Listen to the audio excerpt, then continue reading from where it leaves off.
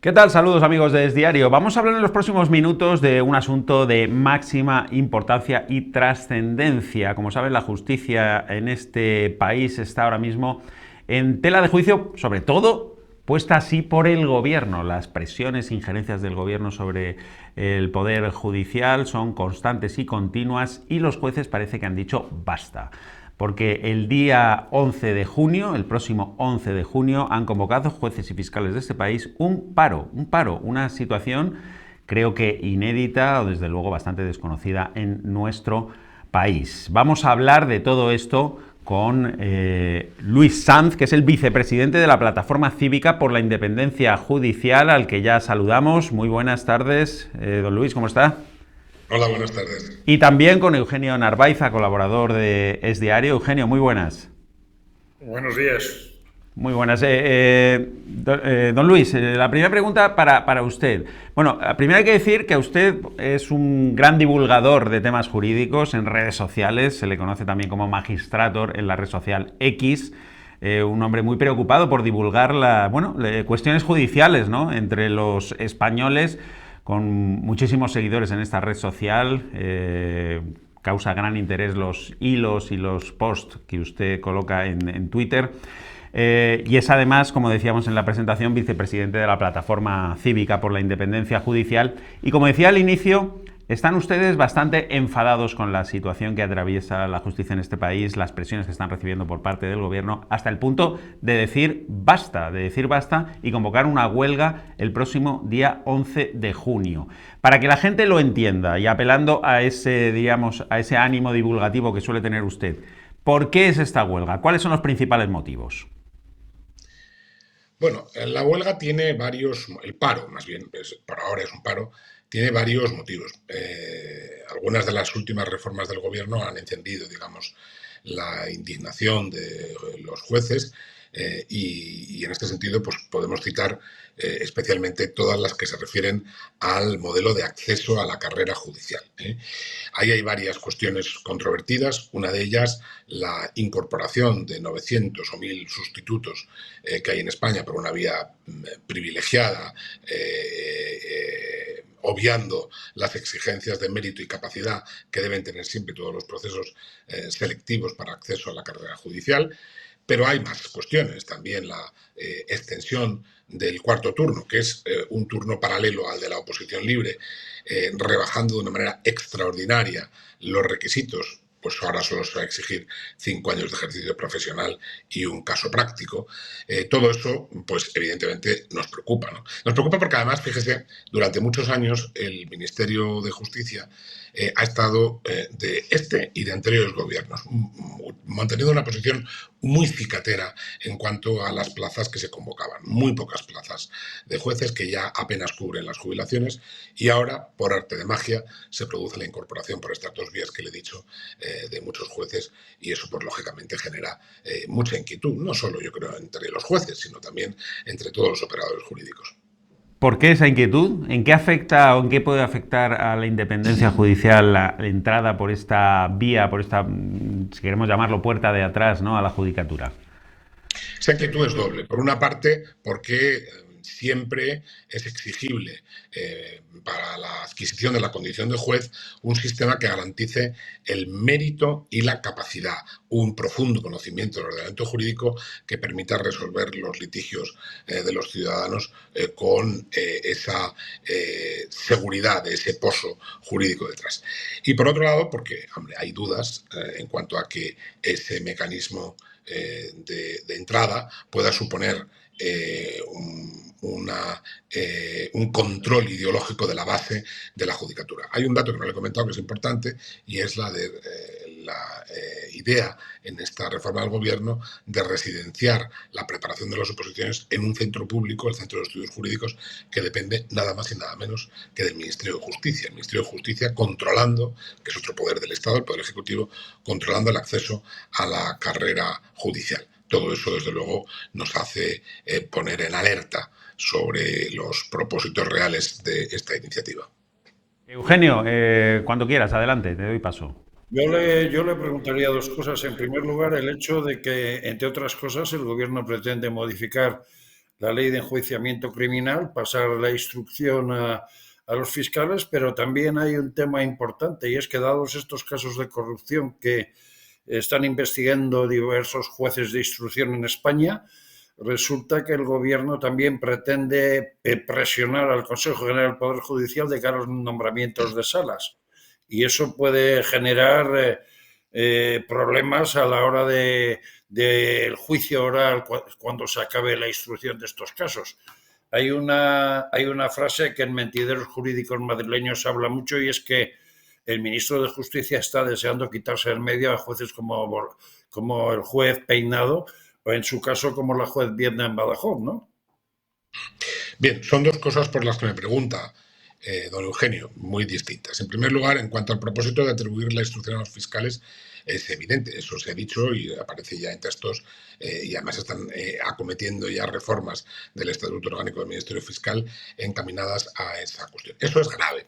Y es grave porque aunque es verdad que en algunos países europeos la instrucción está encomendada a los fiscales, la estructura de la fiscalía de esos países es nítidamente distinta a la estructura del nuestro, donde la dependencia de la fiscalía respecto del gobierno es muy intensa. Lo hemos visto además particularmente en estos últimos años. Desde esa circunstancia, nada garantiza más la objetividad que una instrucción llevada a cabo por un juez y no por un fiscal, por la sencilla razón de que los jueces no podemos recibir instrucciones de nuestros superiores, podemos ser corregidos por vía de recurso, pero no instrucciones, mientras que la estructura de la fiscalía es una estructura jerárquica y que funciona con instrucciones de arriba abajo. Por tanto, el propósito de encomendar la instrucción a los fiscales pues plantea problemas. Se dice que esto es una exigencia europea. No es verdad. Hay países como Francia que siguen manteniendo la figura de juez de instrucción y además le vuelvo a decir que depende mucho de la estructura, de la dependencia de la fiscalía del gobierno y en este caso en España pues jugamos evidentemente con una gran desventaja. En cuanto al segundo tema que me pregunta, que es el de los nombramientos, bueno, esto es el resultado de lo que muchos veníamos diciendo y venimos diciendo desde hace ya muchos años, que es el sistema de elección partidista del Consejo, de los vocales del Consejo General del Poder Judicial. ¿Para qué quieren los partidos, particularmente el Partido Socialista, aunque hay que reconocer que el Partido Popular tuvo 2 ocasiones para modificarlo y no lo hizo? ¿Para qué quieren controlar los vocales, la elección de los vocales del Consejo? Pues precisamente para esto, para influir en la elección de los miembros de los puestos discrecionales, que son todos los magistrados del Tribunal Supremo, el presidente del Tribunal Superior de Justicia y los presidentes de la Audiencia Nacional. Estamos viendo ahora con el bloqueo de la elección de las presidencias de la Sala Segunda y Tercera cuál era el propósito real, más allá de otros fingidos, que se exponía para desbloquear, se decía, la situación del Consejo. El propósito no es otro que influir en la designación de 2 importantes puestos, que son puestos, don Eugenio, de control del poder. Uno, porque juzga las posibles infracciones penales en las que han podido incurrir los políticos, que además están aforados a esos tribunales, y otro, porque, bueno, sobre todo en el caso de la justicia en contencioso administrativa, tiene un evidente control de la legalidad del poder. Sí, Función de Luis, control de la sí, yo quería preguntarle por esto último que está diciendo, claro, porque al final el hecho de acusar al gobierno de control de la justicia, ¿no?, a través de nombramientos en el Poder Judicial y a su vez nombramientos en salas clave del Tribunal Supremo, del Tribunal Superior de Justicia, en realidad ustedes mismos quedan un poco mal, ¿no?, con esta denuncia. Porque claro, estamos asumiendo que los jueces que pongan ahí son jueces que van a operar desde un punto de vista ideológico, además del punto de vista jurídico, ¿no? Y esto es duro de asumir, ¿no?, por parte de los compañeros jueces que lo denuncian, en una palabra, porque al final lo que hay detrás es eso, ¿no? Estos jueces nombrados a dedo se van a comportar de forma no estrictamente jurídica, sino también ideológica. Ya, pero son 2 cuestiones distintas. Una cosa es la intención del control del Consejo para influir en el nombramiento de estos puestos Y otra cosa es cómo actúen los compañeros. Mire usted, cuando un juez se pone la toga y a pesar de que su manera de acceder a estos puestos pues haya sido irregular desde el punto de vista que yo le estoy asignando, y yo tengo que decir que la inmensa mayoría de los compañeros ejercen la jurisdicción con plenitud de independencia e imparcialidad. Pero eso no quita para que nosotros, lógicamente, denunciemos esta situación, este intento. En el caso de los magistrados del Tribunal Supremo, piensen que ese nombramiento pues es, bueno, y de todos los jueces, es, en el caso del magistrado del Tribunal Supremo me refiero, es vitalicio. Es decir, que el juez nombrado no va a dejar de serlo hasta que se jubile. Y eso hace que, aunque su forma de entrar haya estado condicionada en la forma que le he expuesto, después ejerzan su jurisdicción. No olvide, por ejemplo, que algunos de los casos más importantes de corrupción de la anterior etapa y de esta se están llevando, por ejemplo, en estos tribunales, en el Tribunal Supremo y en otros tribunales como los Tribunales Superiores de Justicia. Son dos cosas distintas. Claro. Respecto al juez Peinado y la juez Viedma de Badajoz, que le preguntaba a mi compañero Eugenio Narvaiza, bueno, hay evidentes presiones públicas por parte del gobierno, ¿no?, poniendo en cuestión bueno, la forma de llevar a cabo la instrucción de estos dos procesos o procedimientos. ¿A ustedes qué opinión les merecen, bueno, pues estas, diríamos, estas aseveraciones que llegan por parte del gobierno, que sin acusar de prevaricación directamente parece, o se parece mucho, ¿no?, a eso, a acusar de prevaricación? Nos parece mal, naturalmente, y lo hemos expuesto en muchas ocasiones. Los parlamentarios, los miembros del gobierno y en particular el Ministerio de Justicia debería ser muy prudente a la hora de realizar estas manifestaciones, porque, sobre todo, le digo por qué, porque estas manifestaciones minan la confianza que los ciudadanos tienen en los jueces. Y eso es gravísimo. No porque lo diga Luis Sanz, sino porque lo han dicho muchos textos internacionales, donde se pone de manifiesto que los líderes políticos deben ser muy prudentes a la hora de realizar estas manifestaciones. Naturalmente que todas las sentencias son susceptibles de crítica, pero una cosa es esa y otra cosa distinta es insinuar que las decisiones de los jueces se están tomando por criterios torcidos. Eso es gravísimo. Y atenta contra la independencia judicial y, le vuelvo a decir, contra la confianza que tienen los jueces, o que deben tener los ciudadanos, mejor dicho, en los jueces. ¿Ha influido en su decisión de este paro para el 11 de junio también?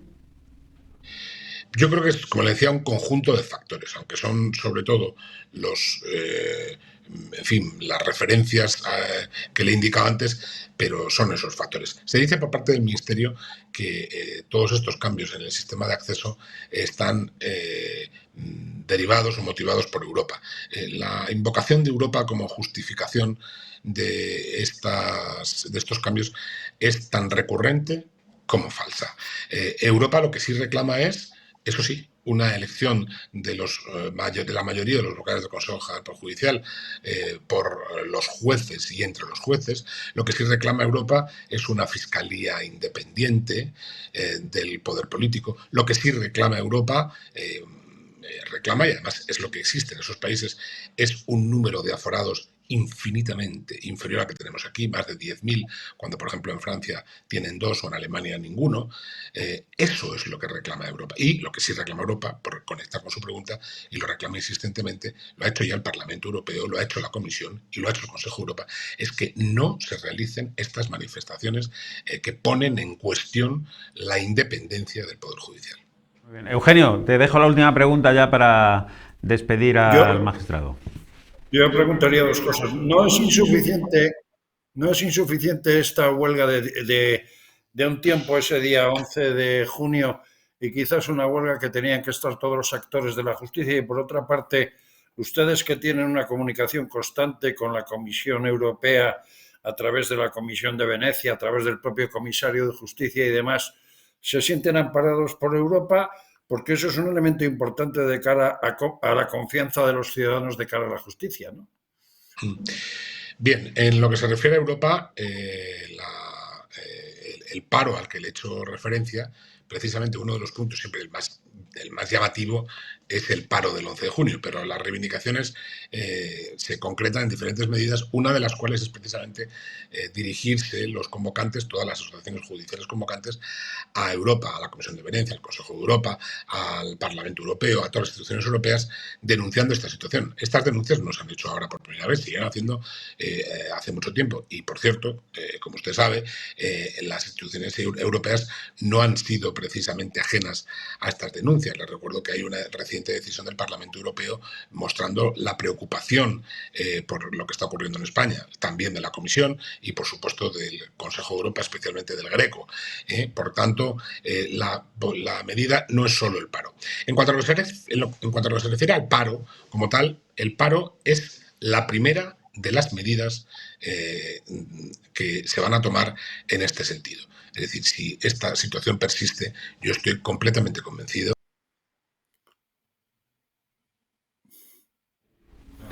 Bueno, hemos perdido la conexión, una lástima, con Luis Sanz, magistrado y vicepresidente de la Plataforma Cívica por la Independencia Judicial, pero yo creo, Eugenio, que ha sido bastante claro, ¿no? Además, nos estaba contando que esta va a ser la primera de una batería de medidas. Si podemos recuperar la conexión con él, nos lo terminará de explicar. Si no, pues daremos aquí por concluida la conexión. Pero en todo caso, Eugenio, la primera de las medidas que está tomando el Poder Judicial, los fiscales españoles, hartos ya de la injerencia del gobierno por este cúmulo de factores que nos señalaba. El acceso a la carrera judicial, la instrucción de los sumarios en manos de los fiscales, ¿no? Los fiscales que, como todos sabemos y explicaba él, es una carrera jerárquica con un superior que puede dar órdenes y orientar esas investigaciones, y estamos viendo lo que pasa con el fiscal general y la politización de esta institución. Y finalmente las presiones que están sufriendo pues algunos de los jueces inmersos en sumarios que, diríamos, perjudican o no favorecen nada los intereses del gobierno y en concreto de Pedro Sánchez. La primera de las medidas, Eugenio, ese paro el 11 de junio, pero no la única. Me parece muy importante señalar esto. Desde luego, porque asociaciones de la abogacía, asociaciones fiscales y todo lo que son actores de la justicia están también muy preocupados por esta situación y en breve van a emitir notas y demás. Seguramente atiende esa llamada porque será el magistrado. Como decimos, bueno, hasta yo creo que vamos a poner punto final aquí, salvo que podamos recuperar en segundos, en cuestión de segundos, la conexión con Luis Sanz, al que en todo caso agradecemos muchísimo sus palabras, haber atendido a Es Diario y poner un poco de luz en las razones, los motivos que están llevando a la carrera judicial, también a los fiscales españoles, a poner pie en pared, a decir basta ya, la situación de hartazgo con el gobierno y las presiones que están recibiendo de todo tipo, las injerencias en la independencia del Poder Judicial que les han llevado a tomar esta medida drástica el 11 de junio, un paro de jueces y fiscales en toda España, pero que, como advertía Luis Sanz, vicepresidente de la Plataforma Cívica por la Independencia Judicial, no va a ser la única medida si sus reivindicaciones no son atendidas, no son escuchadas por el gobierno. Así que seguiremos muy atentos. Eugenio, no sé si sigues por ahí. Muchísimas gracias también por haber participado en esta conexión. Creo que está Luis Sanz a punto de recuperar la conexión. Vamos a ver si es posible que entre de nuevo. Me dice aquí Jorge... Sí, tenemos aquí. Don Luis, no sé si nos escucha. Estamos teniendo problemas con la conexión, como es evidente.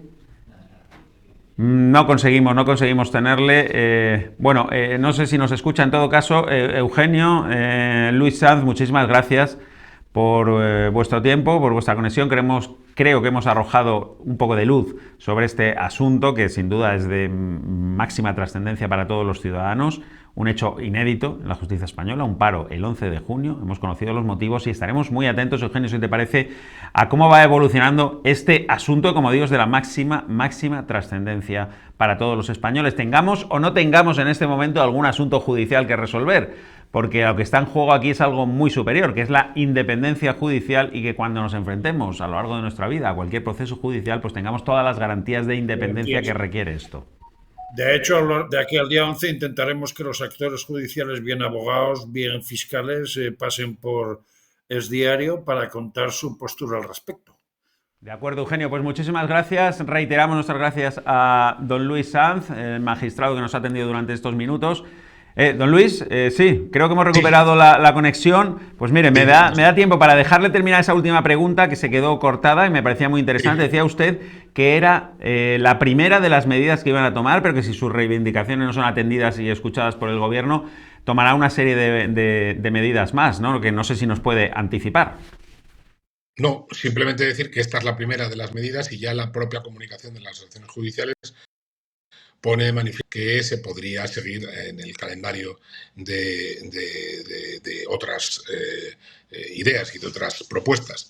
Por de pronto son estas, esperemos que el poder político las atienda y si no es así, pues evidentemente puede haber otro tipo de protestas de más entidad. Muy bien, pues ahora sí, muchísimas gracias por habernos atendido durante estos minutos. Muy agradecidos, seguiremos muy pendientes de la evolución de este conflicto que, como decíamos hace unos segundos, afecta a todos los ciudadanos. Este es el problema, que afecta a la independencia judicial y, por lo tanto, a todos los ciudadanos. Estemos ahora mismo inmersos o no en algún asunto que tenga que ver con los tribunales. Al final hablamos de la independencia del Poder Judicial, de las garantías que nos asisten como ciudadanos a la hora de enfrentarnos a cualquier pleito, a cualquier asunto que tengamos con la justicia y, por lo tanto, es de máxima trascendencia. Seguiremos muy atentos. Muchísimas gracias, don Luis. Muchísimas gracias, Eugenio, también por haber participado y seguimos atentos a todo esto. Bueno, gracias a ustedes. Seguimos aquí en Es Diario, atentos a toda la actualidad de España y, como les decimos, muy atentos también a este asunto. Paro en la justicia el próximo 11 de junio.